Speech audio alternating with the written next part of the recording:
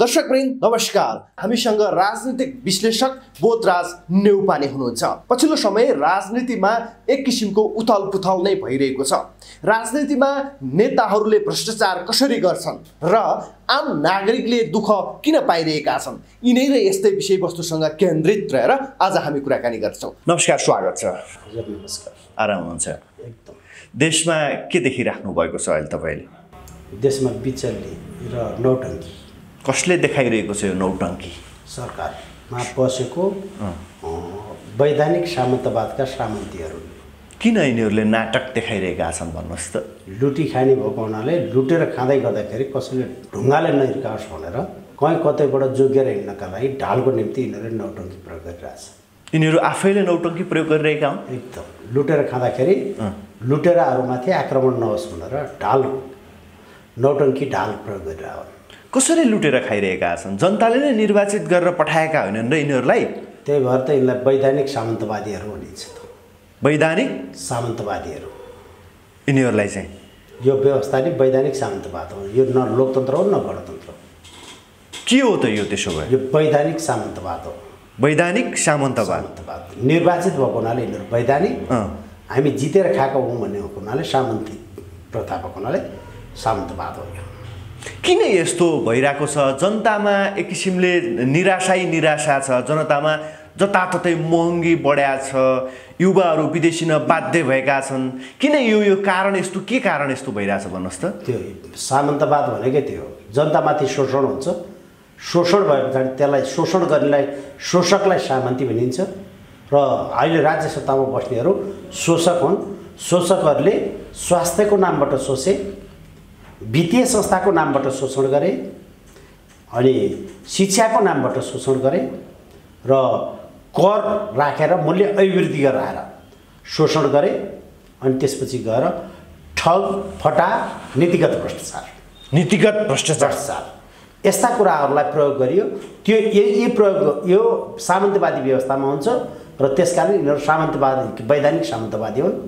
वैधानिक सामन्तवादीहरूले यस्तो काम गर्छन्। शिक्षा र स्वास्थ्य निःशुल्क पाउनु भएको छ कि छैन? के छ तपाईँले भन्नुहोस् त? निःशुल्क त के, शुल्क तिरेर पनि पाएको छैन। शुल्क तिरेर? विश्वको सबैभन्दा महँगो शुल्क तिरेर पनि पाएको छैन। विश्वको सबैभन्दा महँगो शिक्षा आम्दानीको आधारमा विश्वको सबैभन्दा बढी शिक्षा र स्वास्थ्य के जनताले कर तिर्ने देशमा पर्छ नेपाल। उहाँहरूले त भनिराख्नु भएको छ हामीले निःशुल्क 12 क्लाससम्म शिक्षा दिएका छौँ, कसैले मसँग पैसा छैन भन्यो भने हामीले निःशुल्क उपचार गरिदिन्छौँ, नेकपा एमालेका नेताहरूले भन्ने गर्नुहुन्छ नि। निःशुल्क उपचार भएको छ। विदेशमा जाने नेपालीहरूलाई इन्सुरेन्स गरिदिएको छ। निःशुल्क शिक्षा दिएको छ विदेशमा भएका नेपालीका बालबच्चाहरूलाई। मेरै बच्चालाई पनि फिनल्यान्ड सरकारले निःशुल्क पठाइरहेछ। त्यो यही सरकारले गरे। किन यो तपाईँहरूले जनतालाई त्यसो भए बुझाउन नसक्नु भएको हो? यति महँगो छ, यो महँगोबाट बच्नका लागि अब चाहिँ हामीले केही सोच्नुपर्छ भनेर तपाईँहरूले जनतालाई बुझाउन नसक्नु भएको हो? होइन। के हो त? हामीले बुझाउन खोजेको कुरा उनीहरूले पत्याउँदै नपत्याएको हो। जनताले किन नपत्याएको? जनताले यतिसम्म पनि हुनसक्छ भन्दाखेरि उनीहरूले पत्याउनु सक्दैन। कस्तो हुन्छ भने भ्रष्टाचार यहाँ अरबमा छ, अरबौँ रुपियाँमा करोडमा छ भ्रष्टाचार। जुन भ्रष्टाचारको तपाईँले देखिहाल्नु भने पोखरा एयरपोर्ट 10 अरब भने होइन, 10 अरब भनेको 1000 करोड हो त। 1000 करोड होइन। यहाँ मान्छेले वर्षभरिमा लाख देख्दैन। लाख पनि देख्न सकिरहेको छैन आम नागरिक। 1 लाखवटा लाख भए पछाडि मात्रै 1000 करोड हुन्छ। 1000 करोड हुनलाई 1 लाखवटा लाखका बिटा हुनुपर्छ भने जनताको गोजीमा 5वटा 1000को नोट छैन। अनि त्यो लाखवटा लाखका बिटा चाहिँ घुस खायो भनेर कसरी पत्याउँछ जनताले? त्यो उसको लागि तिलस्मी हुन्छ। मासु र भातमा भोट हाल्ने मान्छेले अरबमा घुस खाएको कुरा कसरी पत्याउँछ? पत्याउनै सक्दैन। हिसाब किताबै गर्न सक्दैन। हिसाब किताबै गर्न सक्दैन। तपाईँको 2 क्लास पढ्ने विद्यार्थीलाई तपाईँले होइन डिप्लोमा पढ्दै गरेको क्यालकुलेसहरू गराएर देखाउनु भयो, होइन पढाउनु भयो। तपाईँले इन्टिग्रेसनहरू बनाएर देखाउनु भयो। अनि तपाईँले इन्जिनियरिङ डिजाइनको बारेमा लोडको होइन भोल्युमहरू देखाउनु भयो, भोल्युम लोड आलम्बका शक्तिहरू देखाउनु भयो। त्यो 1 क्लासको बच्चालाई देखाएर त्यो बच्चाले के बुझ्छ? अहिलेको हाम्रो जनतामा त्यही भइरहेको छ। त्यो तपाईँको अहिलेसम्म पढे लेखेकै भन्ने जनताले पनि पढे लेखेकै भने अहिले डिग्री गरिसकेकै मान्छेले कतिजना ल्याउनुहुन्छ म कहाँ? a + b को होल स्क्वायर बराबर a² + 2ab + b² हुन्छ। यसको प्रयोजन कहाँ भन्दाखेरि बताउने मान्छे को सुन्नु बताउनु। तर त्यही नै पढाइएको छ नि त हामीलाई। त्यो जरुरत नभएको चिज हो। अल्जेब्रा पढाएर अल्जेब्राबाट प्रयोग गरेर त्यसबाट समस्याको समाधान गर्दा हैन तपाईले इक्वेसनहरु बनाएर इक्वेसनबाट समाधान गर्दाखेरि हिसाबमा सहजीकरण आएको छ कि छैन? सामान्य मान्छेहरुलाई बुझ्ने गरी भन्दाखेरि हैन ठुलाहरू म्याथमेटिकली गर्दा इन्जिनियरहरु यिनीहरु बस्ने ठाउँहरुमा हैन स्ट्रक्चरहरुको निर्माण गर्दाखेरिको भोल्युमहरुको निकाल्दाखेरि टी स्क्वायरहरु गरेर राख्छौं नि त हामीले। कति पावर बढ्छ, कति एउटा टाका राख्दाखेरि कति पावर बढ्छ, कति एमएम डन्डी थप्दाखेरि त्यसको स्ट्रेन्थ कति बढ्छ, त्यो पावरहरुको मल्टिप्लाई कसरी हुन्छ, माथिबाट खस्दाखेरिको प्रेसर कति हुन्छ, कति पोइन्टले बढ्दै जान्छ, त्यो इन्जिनियरिङ डिपार्टमेन्टको भयो। त्यो इन्जिनियरहरुको पार्टले बुझ्ला, हामीले युट्युबमा बुझाउनु जरुरत छैन। तर आम पब्लिकलाई त्यसको प्रयोजनबाट इक्वेसनको हल गराएर निकाल्दाखेरि सहजता त्यहाँबाट फर्मुलाहरु युज गर्नु भनेको put the formula get the result. म्याथमेटिक्सको अल्जेब्रा भनेको put the formula get the result. तपाईले कुनै पनि चीजलाई लिएर ढाल्नुहोस्, त्यो फर्मुलाको युजमा जानुहोस्, त्यसपछि गएर त्यो फर्मुलालाई युज गर्नुहोस्, त्यसमा क्याल्कुलेसन गरिदिनुहोस्, सिधै आउँछ रिजल्ट। के फरक छैन नि त। लास्टमा गएर put the formula get the result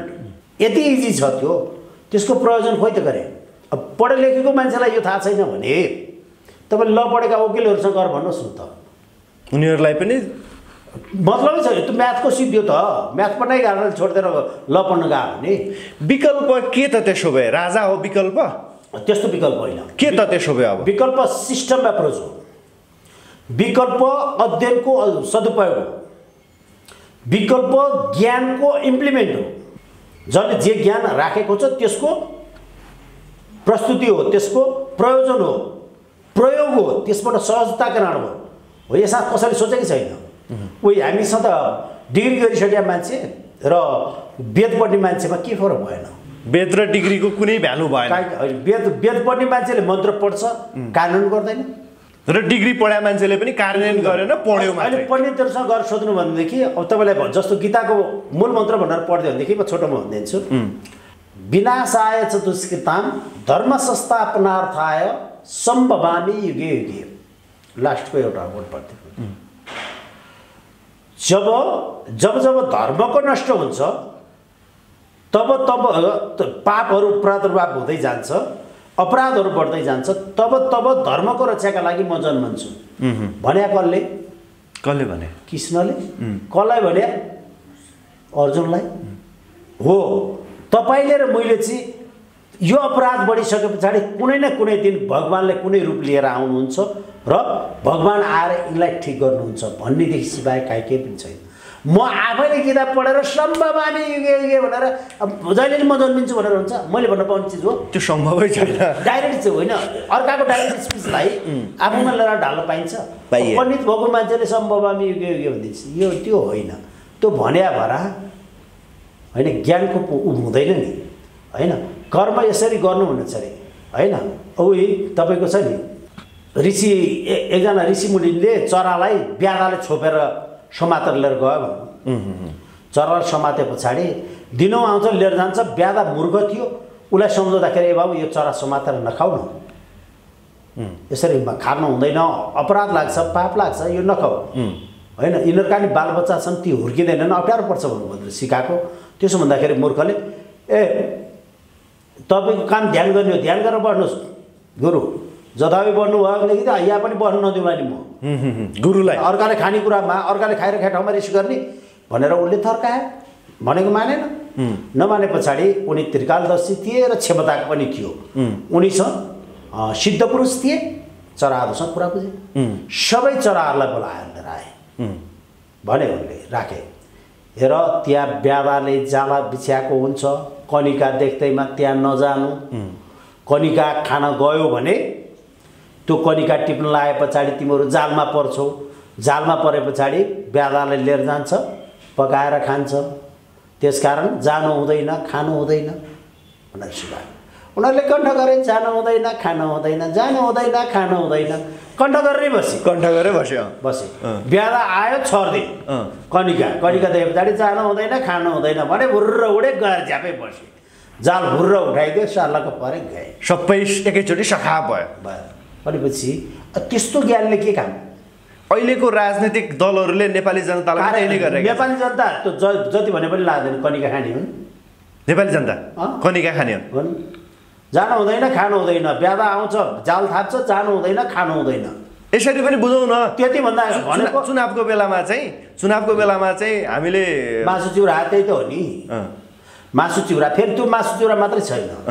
कतिपयको के छ भनेदेखि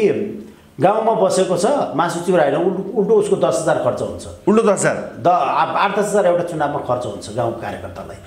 कि त ओडालक्षीको दाउ हुन्छ नभए इथिक्स हुन्छ ऊ त नेताहरू भेटेर भोलि पर्सि काम लाग्छ भन्छ आफ्नो खेती गरेर कमाइबाट पैसा खर्च गरेर जान्छ एउटा त्यो मासु र चिउरा खाने भने त त्यहाँ ब्रोइलर कार्यकर्ता जब 4 किसिमका कार्यकर्ता हुन्छ हरेक दलमा 4 किसिमका कार्यकर्ता हुन्छन् पहिलो दानवीर उसले पैसा खनाइरहेको छ हैन अर्को दानवीर खानवीर हैन अनि त्यस पछाडि गएर अर्को ब्रोइलर र फटा 4 किसिमका हुन्छन् कार्यकर्ताहरू 4 किसिमका हुन्छन् एउटा कार्यकर्ता फटा हुन्छ अर्को कार्यकर्ता ब्रोइलर हुन्छ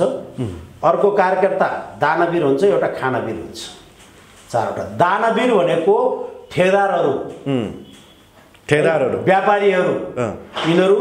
चुनावमा पार्टीलाई पैसा दिन्छन् दान गरे हैन चुनावमा लगानी गरे दान गरे तिनलाई भनिन्छ दानवीर कार्यकर्ता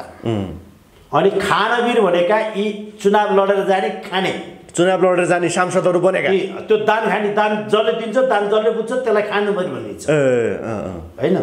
यी शेरचन्द्र ओलीहरू भनेका यी खानवीर कार्यकर्ता हुन् खानवीर अनि त्यस पछाडि गएर अर्को ब्रोइलर भन्ने ब्रोइलर भनेको चाहिँ चुनावभन्दा 1 महिना अगाडिदेखि त्यसलाई कन्टिन्यू खुवाएर चुनावको भोट नानन्देलसम्म खुवाको खुवाई गरौँ भने त्यो कार्यकर्ता टिक्छ त्यो खाना 28 दिन खुवाएर 29 दिन उसलाई पस्केन भने त्यसले अर्काले पस्किया घुला छिरिहाल्छ त्यो भोट आउँदैन त्यसबाट त्यो खानेकै निम्ति ब्रोइलर चाहिँ त्यो ब्रोइलर चाहिँ खाएको खाइ जति दिने खाइदिन्छ त्यो ब्रोइलर कार्यकर्ता हो त्यसलाई चाहिँ चुनावमा भोट खसिसके पछाडि बिहानैदेखि ट्वाक खुवाएर भए पनि चिन्हमा छाप लगाए बाहिर निक्ले पछाडि अनि 22 गरिदिने हो अर्को चुनाव नआएसम्म त थन्किस पाऊ स्वस्थानी 1 वर्षलाई थन्काएपछि गरेर थन्काउने हो अनि अर्को कार्यकर्ता छ फटा त्यो फटा कार्यकर्ता चाहिँ मेरो पार्टी भन्छ उसको होइन खाने अर्काले 2 रुपियाँ घुस खाएको छैन मासुभात पार्टीले दिनु पर्दैन गाउँको कार्यकर्ता संरक्षण गरिदिन्छ र यसलाई थाहा छ हाम्रा नेता फटा छ थाहा पाइ फटाको संरक्षण गरे हुनाले त्यो फटा कार्यकर्ताको चाहिँ चुनावमा खर्च हुन्छ 2 जनाको खर्च हुने 2 जना खाने हुने रहेछ नि यहाँ पनि हैन अर्काको त लगानी हो दानवीरको त लगानी हो दानको त जति दान गर्यो त्यति प्रतिफल आउँछ त्यसले कसरी रिटर्न लिन्छ त भन्नुस् त दानवीरहरूले कसरी रिटर्न लिन्छन् दानवीरहरूको त लगानी गर्नेहरूको त गहुँ छरे पनि 100 किलो हुन्छ त 1 किलो छरेपछि भनेपछि 1 करोड खर्च गर्यो भने नेताहरुबाट 10 करोड पाइहाल्यो नि त्यसले त 10 करोड लिन्छ व्यापारीले त 10 करोड कमाउँदैन कसरी कमाउँछ ल बताउ सजिलो छ नि तेलका उद्योगीहरू मिलेर हैन नेतालाई 10 करोड रुपैयाँ पैसा दिए चुनावमा पार्टीका सदस्यहरूलाई अरबमा भने नि हुन्छ 1 अरब रुपैयाँ पैसा चन्दा हाल्थे तीनटै पार्टीलाई हाल्दै 3 अरब गयो 3 अरब गयो अब उनीहरुसँग आएर 1 लिटर तेलमा 20 रुपैयाँ पैसा उनीहरुले बढाए 1 लिटर तेलमा 20 रुपैयाँ बढाए दिनको 3 लाख लिटर तेल कन्ज्युम हुन्छ खाने तेल जम्मा बढ्या त 20 रुपैयाँ हो जनतालाई त मतलब छैन नि 290 190 को 210 भयो ए भाउ बढेर आयो हो भन्छ जान्छ अब एबनर्मल 20 रुपैयाँ खाँदाखेरि दिनको 3 लाख इन्टु 20 रुपैयाँ गर्दा 3 दुना 6 60 लाख रुपैयाँ एक दिनमा निक्लिन्छ 60 लाख रुपैयाँ एक दिनमा निकाल्छन् हैन अनि त्यो 30 दिन महिनामा 9 करोड रुपैयाँ पैसा हुन्छ 9 करोड हुन्छ पैसा एक महिनामा भएन भयो हैन 9 करोड रुपियाँ पैसा भइसकेपछि अनि 90 करोडै हुन्छ दिनको 60 लाख निक्ले पछाडि 30 दिनमा होइन 30 दिनमा 18 करोड हुन्छ 18 करोड हुन्छ म 18 करोड 1 महिनामै निस्क्यो अब बुझ्नु पनि अब 18 करोड 1 महिनामा निस्किन्छ भने 3 महिनाको हिसाब राख्नुहोस् 18 त्यहाँ 54 करोड हुन्छ अनि 15-20 करोड रुपियाँ पैसा 5 करोड रुपियाँ तीनटा पार्टीलाई हालिदिन्छ उसलाई पनि म्याक्रो हो उसले माइक्रोमा उठाउँछ जस्तो बैंकहरूको मान्छेले अब यो त तेलको भयो हरेकमा 1 रुपियाँ पैसा बढाइदियो भनेदेखि साबुनै मात्र ओके साबुन एउटा माडाले लिएर आएर बेच्यो होइन 3 करोड नेपालीले हप्तामा एउटा पिस प्रयोग गर्छ मान्नुहोस् एकजना नेपालीलाई एक हप्तामा 1 चक्की साबुन चाहिन्छ सम्झनुहोस् उसले 1 रुपियाँ पैसा एबनर्मल खायो भनेदेखि हप्ताको 3 कति खायो 3 करोड खायो महिनाको 12 करोड भयो हुन्छ हैन महिनै पछि आइराख्यो नि पैसा त आउँदैन महिनै पछि अनि एकचोटिको 2-3 करोड रुपियाँ पैसा नेता झोला हाल्दाखेरि त झोलाभरि हुन्छ पैसा तर 8-9 करोड तुरुन्तै फाइदा हुन्छ यो दानवीर कार्यकर्ताहरूले गर्छन् यो काम अब एकातिर कमाउने नेताहरूले नीति नियम बनाउनु पर्ने उनीहरूले पनि बनाइदिँदैनन् हैन अब हाम्रो देशको सङ्कट कतातिर जाँदैछ बनाउँछन् उनीहरूले खाना पाउने गरी बनाउँछन् नेताहरूले आफूलाई खाने ठाउँ राखेर बनाउँछन् अहिलेसम्म कसले बनाएको छ बनाइदिएकोमा खाने ठाउँ छ कि छैन भने चाहिँ खाने ठाउँ देखाइदिए पछाडि त्यसलाई स्वीकृत गर्छन् बनाउन त बनाउँदैनन् खाने ठाउँ कर्मचारीले बनाउँछन् कर्मचारीले बनाउँदाखेरि कर्मचारीले यसले त देशलाई जनताले सुन्दाखेरि त राम्रै कुरा हो हामीलाई खाने ठाउँ खोइ भनेर सोध्छन् नेतालाई अनि यो देख्नु भयो भने यो पाल खोले पछाडि फार्र झर्छ भनेर नेताले देखाइदिन्छ के कर्मचारीले देखाइदिन्छ अनि त्यो पाल खोल्न पाइन्छ ल एकचोटि खोलाएर देख त भने पछाडि एकचोटि खोलेर हेर्छ ल आया ल ठिक छ यही भाडा पठाइदिए कर्मचारी र नेताको मिले भगत होइन त्यो सङ्गठित 4वटा अपराध पनि त्यो भ्रष्टाचार पनि 4वटा छ नीतिगत भ्रष्टाचार यसको सिओ शेरचण्ड ओली हो शेरचण्ड ओली नीतिगत भ्रष्टाचारको होइन डाइरेक्टर भनेको शेरचण्ड ओली संस्थागत भ्रष्टाचारको सिओ भनेको खड्गप्रसाद गिरी नेकपा एमाले सङ्गठित भ्रष्टाचार हुन्छ अर्को सङ्गठित भ्रष्टाचार संस्थागत भने चाहिँ एमाले खाने भ्रष्टाचार त्यो छुट्टै हो त्यो 70 करोड रुपियाँ गोकुल बासकोटाले माग्दाखेरि त्यो 5 करोड उसले राखेर बाँकी उता पुऱ्याइदिनु पर्ने हो कि पार्टीमा हाल्ने हो खड्गप्रसाद गिरीको इन्सुरेन्स कम्पनीमा जम्मा गर्नुपर्ने हो त्यो कम्पनीमा जम्मा नगरेर त कसले संरक्षण गर्छ त फेरि बतासे भट्टराईले पनि ती हाल्ने हो पाण्डेकी पोखरेलले पनि ती राख्ने हो होइन यो संस्थागत भ्रष्टाचार अर्को छ सङ्गठित भ्रष्टाचारहरूका प्रकारहरू तपाईँको देखिहाल्नुहुन्छ यातायातमा जानुभयो भनेदेखि बिचौलिया यातायातको दलाल कर्मचारी र लाभग्राही 3 जना मिलेर त्यहाँ भ्रष्टाचार गरिन्छ मालपोतमा लेखनदास कर्मचारी र लाभग्राही 3 जना मिलेर भ्रष्टाचार गरिन्छ अनि त्यस्तै कर कार्यालयमा जानुभयो भने अडिटर कर्मचारी र व्यापारी 3वटाको समूह भएपछि त्यहाँबाट भ्रष्टाचार गरिन्छ अदालतमा जानुभयो भने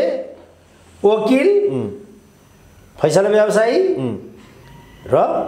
लाभग्राही 3टाको के त्यो वादी प्रतिवादी के भन्छ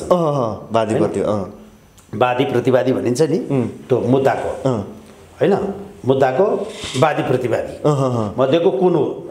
क्लाइन्ट मिलाइन्छ न्यायाधीश अनि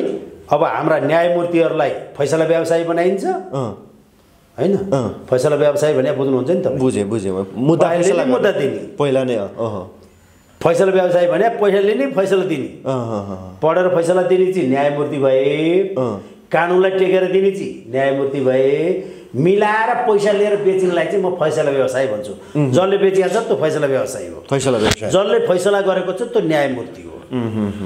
मेरो नजरमा अब म यो चिन्दिनँ धेरैजना मान्छे सरकार छ न्यायाधीश हुनलाई पद किनेर गएको हल्ला छ जिल्ला न्यायाधीश 5 करोड पुनरावेदनमा जानलाई 10 करोड र सर्वोच्च सेनलाई 15 करोडसम्मको चलखेल भएको भन्ने हल्ला न्यायाधीशहरूबाटै भएको छ न्यायालयमा चरम भ्रष्टाचार 5, 10, 15 अनि न्यायालयभित्रै चरम अपराध भयो के भ्रष्टाचार भयो यसलाई हामी सुधार्छौँ भनेर न्यायाधीशहरूले प्रधान न्यायाधीश हुँदा दिन जम्मूले शपथ खाँदाखेरि बोलेका छन् त्यो भएर मानहानि हुन्छ कि हुँदैन थाहा छैन उनीहरूले बोले हुनाले मैले बोले हो होइन मानहानि भयो होस् होइन किनभनेदेखि म हान्नुहुन्छ भने होस् मलाई लानुभन्दा अगाडि मलाई बोलेर सुनाउनेलाई चाहिँ सुनाउनुपर्छ बोलेर सुनाउने मैले त आफै जाने होइन नि त उनीहरूले भने हो नि त जसले भन्नु मलाई सिकायो त्यसलाई सुनाउनु पर्यो नि त मलाई गलत शिक्षा दिने होइन अनि त्यसपछि गएर यो खाले भ्रष्टाचार हुन्छ अब अर्को व्यक्तिगत छुटो जसको काम छ त्यसैले खाने चट्ट मिलाएर खाने बिचौलिया 5-7 हजार 10-15 हजारको तल अनि सरकारी कर्मचारी मन्त्री बिचौलिया नियुक्ति गर्नुपर्ने गभर्नर पैसा दिने अहिलेसम्म थाहा छैन मिलाइदिने दीपक भट्ट खाइदिने शेरचन ओली खाइदिने दिने त हो नि के ओलीले खान्छ कि देउबाले खान्छ अहिले होइन अनि मुरमुरेर हिँडिया छ अर्को नानी बौदाल किनभने पैसा नआएर उसको भाग छैन नि त अहिले तैपनि डराउनु पर्दैन प्रचण्डलाई पर्सनली भाग हुन्छ पर्सनली भाग हुन्छ विपक्ष प्रतिपक्षले बढी विरोध गर्ला त्यस कारण मुखा पाडको ठोदेर आइजो त्यो पाडको चाहिँ फेरि सब मजाले बनाएर ल्याएर जा त्यो निवेदनहरू लेखेर लिएर गरिदिनु भन्ने हुन्छ निवेदनमा यसको भुक्तानी माग्न आएमा नेपाल राष्ट्र बैङ्कबाट तुरुन्त पाइनेछ भनेर लेखेको हुन्छ निवेदन अनि त्यहाँ गभर्नरले सही गरिदिएको हुन्छ त्यही निवेदन लिएर गएर मुहा पाडको ठोदेपछि उसले विरोध गर्दैन कति पैसाको चलखेल हुन्छ यसमा चाहिँ ट्रकमा मिन ट्रकमा निसानमा गाडीमा कियामा केमा पद अनुसार हुन्छ कुन पदको कति हुन्छ गभर्नर एक निशान 1000 को नोट एक निशान गाडी मात्र 1000 को नोट चाङ्ला राख्ला यत्रो पैसा हुन्छ र त्यति जाब त्यति ट्रकमा हुन्छ पोखरा एयरपोर्ट एक ट्रकको एलपी ट्रकमा सिमेन्ट ल्याउने गाडीको पैसा जम्मा एक गाडी हो त्यो फिजिकल्ली क्यास अनि यत्रो पैसा चाहिँ नेताहरूले गर्छन् चाहिँ के लु भन्नुहोस् त अस्ति त्यहाँ केटाकेटीहरूलाई बोलाइयो नि त्यहाँ 50,000 मान्छे जम्मा गर्छ भने चाहिँ एकजनालाई 5,000 का दर लाउनुहोस् त कति पैसा आउँछ खर्च 50,000 × 5,000 पाटपाटी 25लाई होइन 4 3 7 वटा सोना दिनुहोस् न जम्मा 25 करोड खर्च हो आउने बेलामा 15,000 आयो त खाइदिने बिच गएले अर्कोले लाख खाइदिन्छ अर्कोले लाख खाइदिन्छ उही बजेट पठाएको थियो त अनि नेताको घुस खाएको पैसा पनि त्यो अस्ति नानी त्यो छ नि हाम्रो खड्गप्रसाद गिरी कार्यक्रम गिरिज्यू गएको थियो नि त जनकपुरतिर अब त्यो दिन मान्छे टन्नै जम्मा गर्नुपर्ने भनेर पैसा पठाइदिएर छ पैसा पठाइदिए पछाडि माथिल्लो स्टेपले खायो तल्लोले खायो यतिले मान्छे लिएर है मान्छे कम भयो भने त फेरि हाम्रो अध्यक्ष रिसाउनुहुन्छ नि भने होइन खड्गप्रसाद गिरीलाई गिरी चाहिँ किन भन्नुहुन्छ चियाबारीबाट ल्याएको नि त उहाँलाई होइन खड्गप्रसाद गिरीले त्यसो भनिसके पछाडि ल हुन्छ भनेर लिएर आइयो अनि मान्छे बटुल्दै जाँदाखेरि त पैसा त जमाएर राख्नु पर्यो नि लाखना घन्टाको पिस रेट सिस्टममा लिएर आएको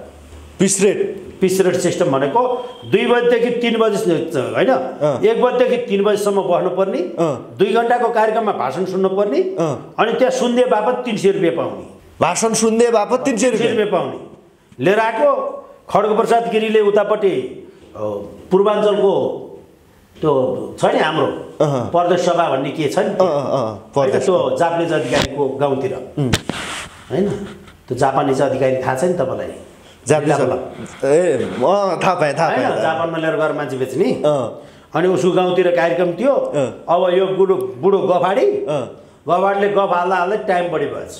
अनि आएर जनकपुरमा आएर बोल्दै घडीमा 3 बजी आयो 300 रुपियाँ सिद्धिहाल्यो केटाहरू उठे घुरेर हिँडे लाइनै लाएर फर्किनेको यो सूचना चाहिँ कहाँबाट पाउनुहुन्छ तपाईँहरूले त्यही पेट्रोल हाल्नेहरूले भनिहाल्छन् अहिले सूचना कहाँबाट पाउनुहुन्छ यो देशमा अहिले अलिकति राम्रो इज्जतदार होइन वैधानिक रूपमा इमान्दारीपूर्वक ट्याक्स तिरेको फियर मनी व्हाइट मनी नै सूचनाले खाएकोमा छ त सूचना कहाँबाट पाउँछ भन्नुहुन्छ सूचना क्षेत्र होइन सबैभन्दा राम्रो पैसा तपाईँको युट्युबले बेचेको हो युट्युबले हालिदिएको पैसा नेपाल सरकारको कर तिरेर कति भएर तपाईँको खाता आउने होइन 5% मात्रै खर्च गर्न पाउने होइन 5% कर काटेपछि मात्रै 6% कर काटे उसले पनि काटेरै म पठाइदिएको उसले काटेर पठाइदिएकोमा पनि 6% काटे पछाडि मात्र तपाईँको हात पर्छ होइन यस्तो फियर छ सूचनामा कहाँबाट पाउनुहुन्छ भन्नुहुन्छ अबको विकल्प के त देशमा के हुन्छ अब देशमा जस्तै भारत र पाकिस्तानमा युद्ध चलिसकेको छ त्यसले गर्दा नेपाललाई पनि असर गर्ला अहिले आम नागरिकमा जताततै वितृष्णा छ नेपालीहरूले पनि त केही गर्न सक्छन् भीषण असर गर्छ गोली वर्षात केही पनि नभए पनि भीषण असर गर्छ नेपाललाई अब युद्ध नभइदियोस् भनेर कामना गर्नुपर्छ किन हाम्रो हिमाल पौलिन सक्छ कसरी हामी कहाँ अम्ल वर्षा हुन सक्छ युद्ध पछाडि हुने अम्ल वर्षा हो युद्ध पछाडिको आणविकहरूको रसायनहरू जम्मै सब आकाशमा मिल्छ होइन हो धुवा धुलो बारुदहरूका धुलो निस्किने होइन निस्किने जसले गर्दाखेरि हामीहरूको भएको हिमाल पग्लिन सक्छ भने सगरमाथा पनि सखा हुन सक्छ अम्ल वर्षा हुन सक्छ होइन हाम्रो सबै त्यहाँबाट उठेर जम्मै यहीँ आउने हो नि त ओहो हाम्रो कहाँ छिर्ने हावा भनेको जलवाष्प हाम्रो कहाँ छिर्ने के चेन्ज इन्टु रेन अथवा चेन्ज इन्टु स्नो हिउँ बनेर पग्लेर फेरि हिम नदी बनेर समुद्र जाने होइन हाम्रो सर्कुल त त्यो हो हामी आन्ध्र महासागरबाट निस्केको जलवाष्प आइपुगे पछाडि हामी कहाँ पानी पर्छ हो हामी कहाँ हिन्द महासागरबाट उठेको बादल आइसके पछाडि त्यताबाट उठेर आउने भए पछाडि हामी कहाँ मनसुन आउँछ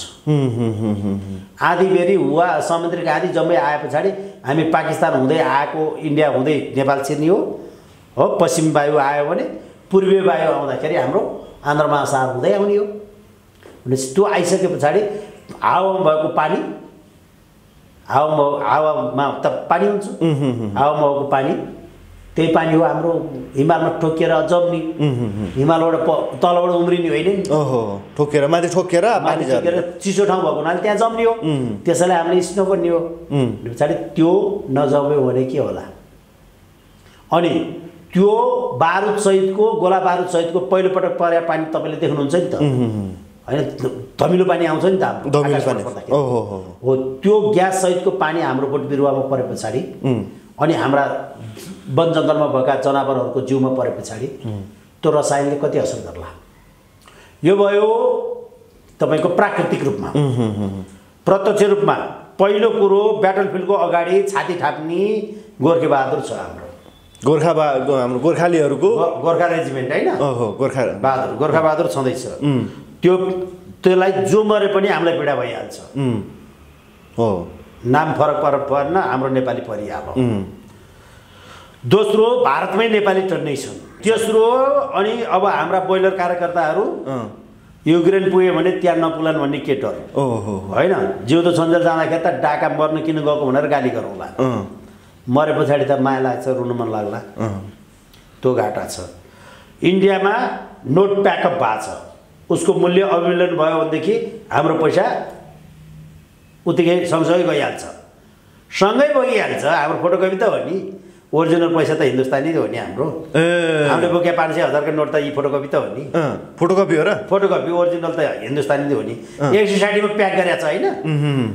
अन्तर्राष्ट्रिय बजार जतिसुकै गए पनि इन्डियाको 160 मा हेरेर भाग लाउनुपर्छ होइन हाम्रो पैसा स्थिर पुँजी हाम्रो कहाँ छ कुन देशसँग छैन अनि भारतको 160 छ उसँग डलरमा कन्भर्ट भए पछाडि फोटोकपी होइन हाम्रो यो फोटोकपी त काम लाग्दैन अर्को आयात हरेक किराना पसलमा भएको 60% सबै सामानहरू इन्डियाबाट आउँछ त्यहीबाट आउँछ आयात थिएन भने आयातै भएन भने सबै ठप्प गर्यो अनि होइन युक्रेन तोरी युद्ध हुँदाखेरि त तोरीको तेल डबल बनाएर चामलको भाउ बढाएको उल्टो उहाँ पालङको काउरीको भाउ सुत्तो बढाएको देश हाम्रो 5 साल गोलबुडाको भाउ बढाइदियो हामीले युक्रेन वार भयो भने पछाडि यहाँको 5 साल गोलबुडा भाउ बढाउँछ भने भारतमै युद्ध छिमेकीमा हुँदाखेरि जहाँबाट आउने ती युद्ध हुँदाखेरि के होला रेट अनि कति कमाए खान पुग्छ देशमा ज्ञानेन्द्र शाह बस्ने भए अब फेरि ज्ञानेन्द्र शाह नै राजा हुने भयो त सबैभन्दा ज्ञानेन्द्र शाहलाई राजा हुनलाई खड्गप्रसाद गिरीलाई अझै मैले 3 महिना भनेर बनेको 3 महिनाले पुला जस्तो लागेन मलाई अझ म्याथ थप्नुपर्छ कि एकचोटि भनिरहेको छु मैले किन नि यो खड्गप्रसाद गिरी नै प्रधानमन्त्री बनाएर राख्यो भने ज्ञानेन्द्रलाई आउने बाटो सजिलो हुन्छ नत्र फेरि बाटो पहिराले लैहाल्छ नि भनेपछि प्रचण्ड र ओलीले चाहिँ अलिकति बाटो के अरे प्रचण्ड र देउवाले चाहिँ बाटो अप्ठ्यारो बनाइदिँदैनन् सहजै होइन उनीहरू त्यो होइन शेरचण्ड ओली तिनटै पात्र हुन् तर खड्गप्रसाद गनाजी गरेर अरू गनाउनलाई टाइम लाग्छ फेरि अनुहार फेरि पछाडि त गनाउन टाइम लाग्छ नि त नयाँ खाने कुइनलाई त बेर लाग्छ नि त यो भयो अलि चाँडो कुइन थियो कि भन्ने कुरो हो अन्त्यमा नेपाली जनतालाई के भन्न चाहनुहुन्छ नेपाली जनतालाई त के भन्नु छ र यिनलाई भनेर कति लाग्छ र हैन लाग्दैन लाग्ने भनेदेखि यो अत्याचार कति सहेर बस्या त मैले भनेको नेपाली जनताले मान्ने हो भने